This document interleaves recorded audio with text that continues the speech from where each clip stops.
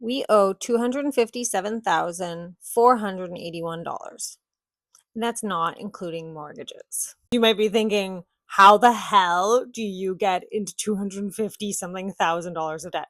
Also, we just paid off like 11,000 last month. So it was actually almost 270,000 like a month or two ago.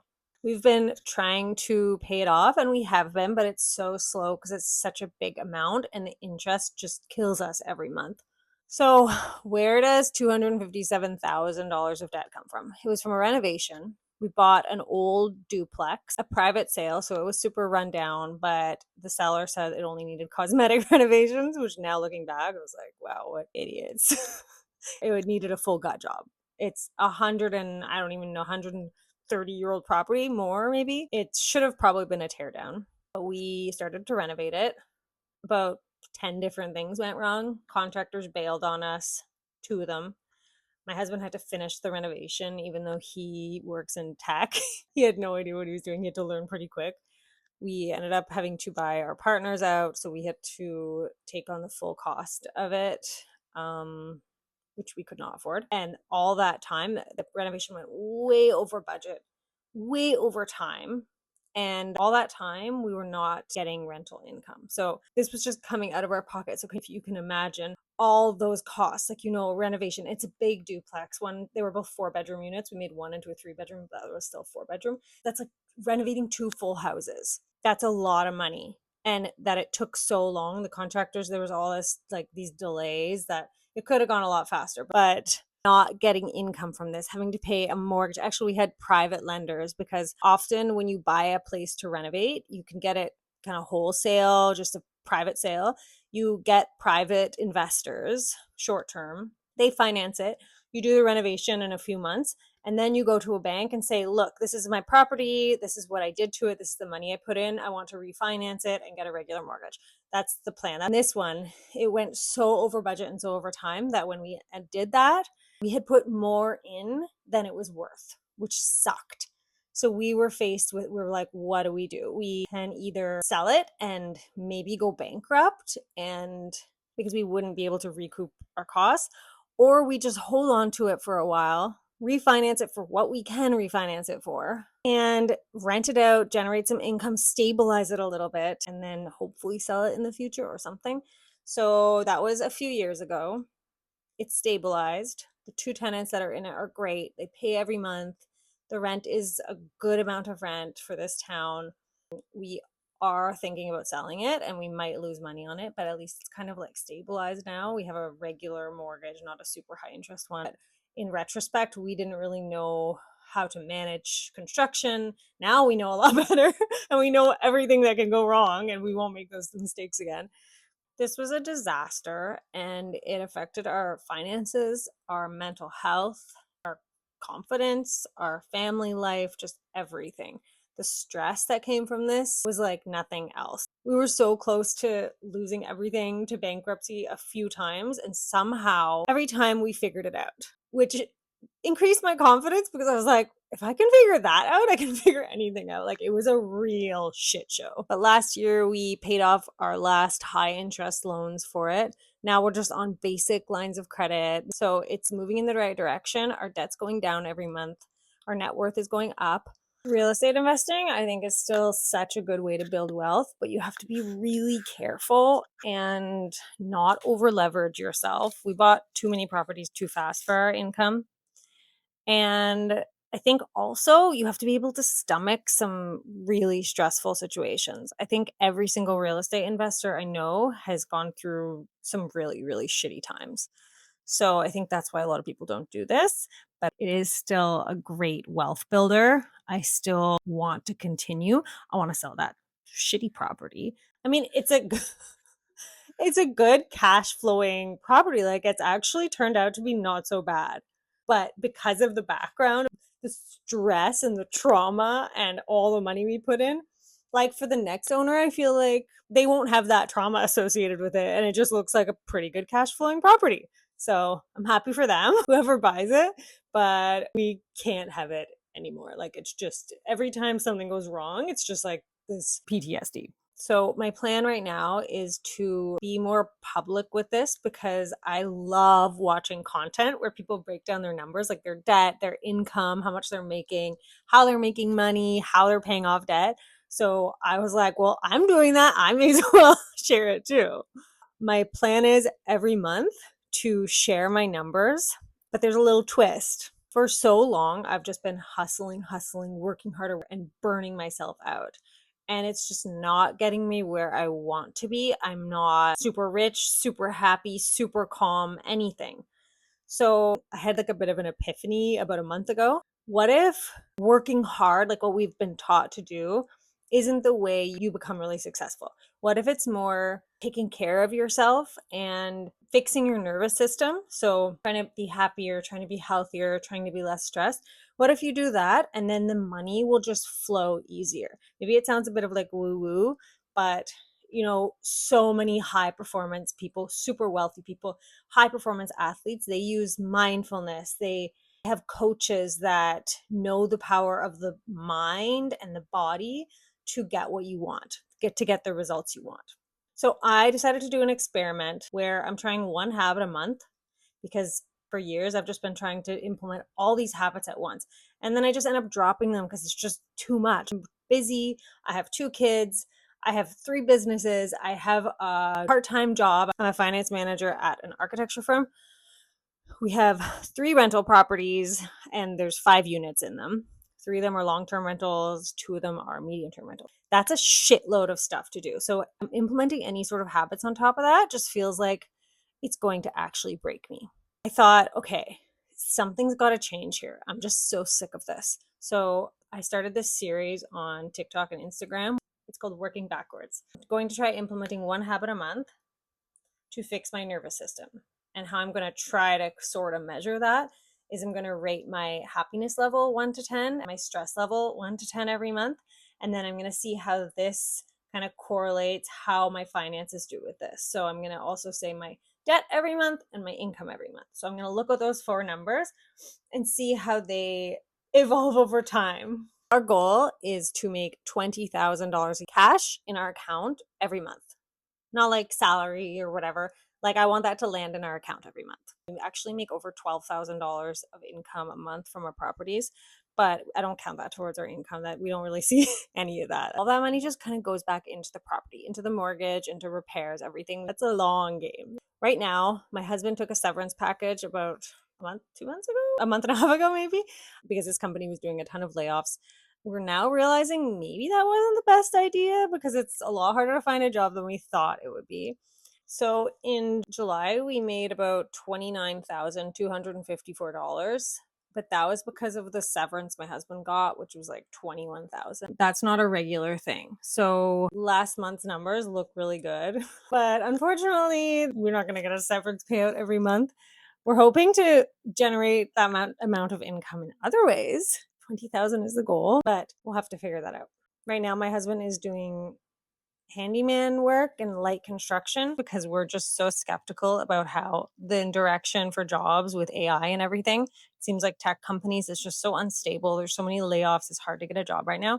And the trades, I think, it's not going to be replaced by robots anytime really soon. Office jobs, tech jobs, it just feels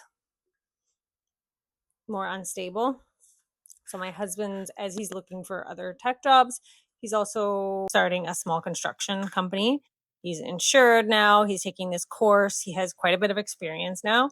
So we're going to see where that leads us. But that's really stressful because I only have a part-time job as a finance manager at an architecture firm, and his paycheck was like our stable income. We have mortgages too. Our total debt with mortgages is $1,263,326. But our net worth is positive. I think 2 things got me here to deciding to do something different about my nervous system, money, all of this to try to fix it a different way. About 9 years ago now, I got a concussion and it turned into post-concussion syndrome where I actually was forced to quit my job. And that's kind of what got me into real estate investing because I was like, I had finished my MBA. I was ready to have my career. And I was like, wait, shit, what if I can't work anymore? Like the benefits from Canada were shit. I didn't get anything. So what do? I can't just you can't just expect, what if something happens to one of us? What if we're disabled? What if something happens to our kids? I need more streams of income coming in. Like I need more ways that we're making money, and some of them need to be not tied to trading my time for money. So real estate investing, I thought at the time we thought was a great way to do that. I still think it is, but it has taken a toll on us. I think we kind of sacrificed everything, our happiness, our time, our money, our peace for this. And if I could go back, I would still buy properties. I wouldn't buy this property because, or maybe I would and just do the renovation better, or maybe tear down and build an apartment building there. And the second kind of epiphany was what I said at the beginning of this video, at the beginning of maybe last month or something. I was like, wait a minute. What if I'm just going about this all wrong? All these years of grinding and burning myself out. What if I flipped it? Like, of course, I know mental health is important and I know treating myself well and self-care is important. But what if I didn't know how important it was? What if I focus on these things, the money will flow easier? So I'm like, well, what is there to lose? I mean, the way I'm doing it now, we're fine. We have enough money. I'm fine. I'm not like miserable, but I could definitely be happier. I could definitely be a lot less stressed, and I could definitely enjoy more money and less debt. So that was my kind of second epiphany, like, oh my God, I just need to try something totally different. You can't keep trying the same things and expect different results. So my habit for August is mindfulness, visualization, and affirmations combo. Yeah, that's kind of like three things, but it's like one mind exercise. I actually made my own recording because I wanted it to be really personalized. It's about 16 minutes, but I'm going to make it longer because I'm actually really enjoying it at night and I'm sleeping better, which is interesting. I'm doing it every night for August so far.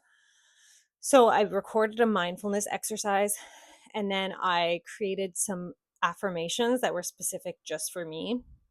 A lot of them had to do with money, happiness, and stress. And then the third thing in that little recording is I actually recorded my own dream day exercise. So in May, I think, I got my kids and my husband and I to sit down and write in detail what our dream day would look like. Mine was so long. I started from the minute I woke up. I put every single thing I wanted in there.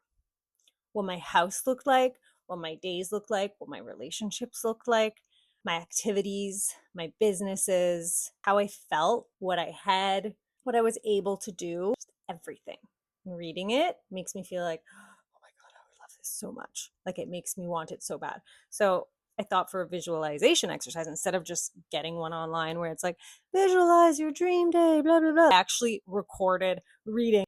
You wake up in the most beautiful bedroom you've ever had.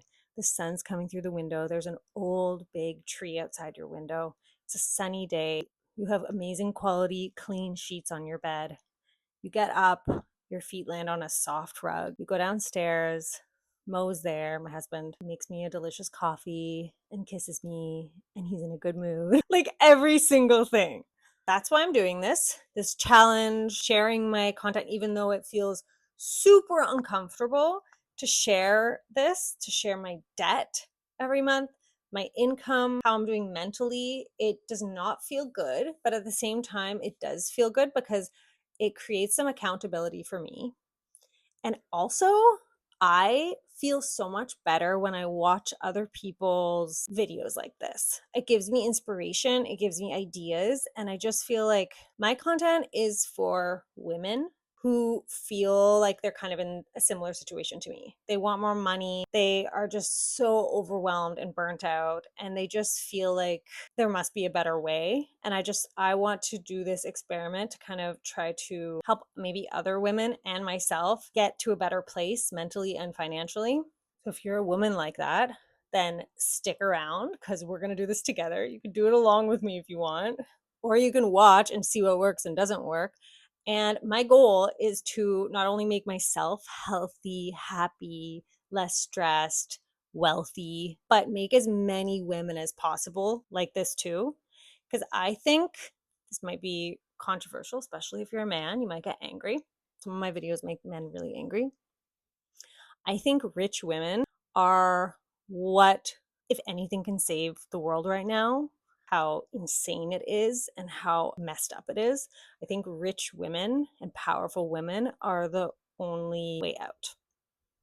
I think we've let men dominate for so long.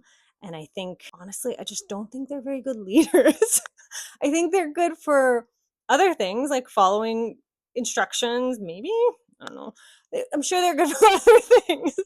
But, and I love the men in my life. But I do think women are just naturally better leaders, more organized, better communicators, higher emotional intelligence, everything you want in a leader. If you look at studies about wealthy women and what wealthy women do with their money as opposed to wealthy men, when women are wealthy, it benefits communities and the world so much. When men are wealthy, they buy private jets, yachts. I mean, women do this too, but if you look at the statistics, women benefit the people around them so much more than wealthy men.